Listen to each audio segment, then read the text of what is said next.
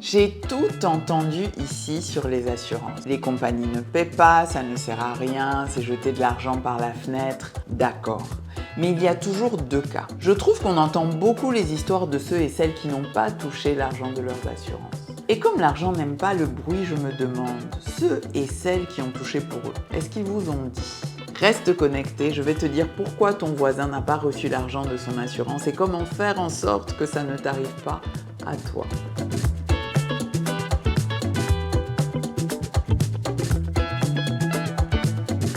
Bolo Samba et bienvenue sur Upper. Moi, c'est Vanessa, l'expert comptable qui te dit tout sur l'argent. Et aujourd'hui, je te dis tout sur l'argent des assurances. D'ailleurs, pour être sûr que tu as toutes les informations dont tu as besoin concernant ton argent, n'oublie pas de liker et partager cette vidéo et surtout de t'abonner au compte de Vanessa Adi et Upper Gabon, ainsi qu'à ceux de notre partenaire du jour, la compagnie d'assurance Asinco, sur ton réseau social préféré. Déjà, un petit rappel pour ceux qui ont pris le train en route. L'assurance, c'est la tontine moderne où on cotise tous dans un fonds qui prend le relais quand le malheur frappe à notre porte. Mais attention, la tontine là a des règles. La première, c'est qu'il faut avoir payé sa prime d'assurance. C'est le montant annuel à verser à la compagnie d'assurance pour ta couverture. Pas de paiement, pas d'assurance. Donc peut-être que celui qui te dit qu'il n'a pas reçu l'argent n'avait pas fini de payer sa prime. La deuxième règle, ce sont les exclusions. Quand tu signes ton contrat, la compagnie te dit clairement dans quel cas elle ne paierait pas pour ton sinistre. Dans le cas d'une assurance auto, ça peut être la conduite en état d'ivresse ou si le conducteur qui a causé l'accident n'était pas autorisé à conduire le véhicule. Pour une assurance maladie, ça peut être l'existence d'une maladie chronique non déclarée au moment où tu as souscrit.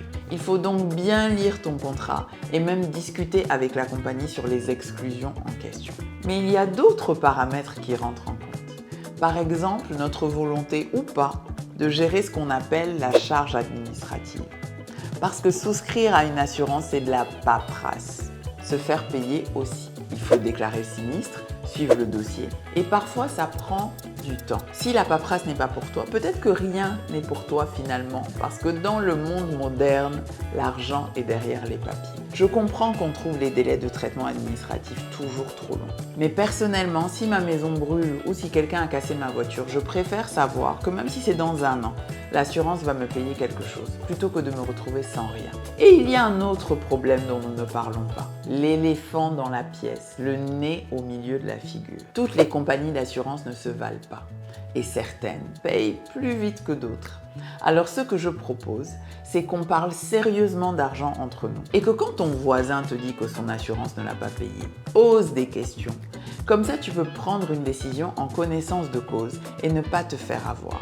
Ou si toi aussi ton assurance refuse de t'indemniser ou que le paiement de ton sinistre prend trop de temps, tu peux saisir la DNA, Direction nationale des assurances. C'est le chef de famille, le gendarme même de toutes les compagnies d'assurance. Et son rôle est de s'assurer que ces compagnies font bien leur travail. Tu ne sais pas quoi leur écrire? Je t'ai préparé un modèle de courrier. Indique réclamation en commentaire et je te l'envoie. Il est temps que les choses changent sous la 5e République. Bref, tout ça pour te dire de ne pas te fier à ce que ton voisin au quartier ou Bonaventure sur les réseaux sociaux disent sur les assurances. Pose-toi les bonnes questions. Renseigne-toi auprès de professionnels pour savoir s'il y a un produit d'assurance adapté à ta situation. Et c'est fini pour aujourd'hui. On se retrouve la semaine prochaine pour un nouvel épisode où on va découvrir qu'il y a un produit d'assurance pour chacun d'entre nous. À mardi prochain, même jour, même heure, sur Upper.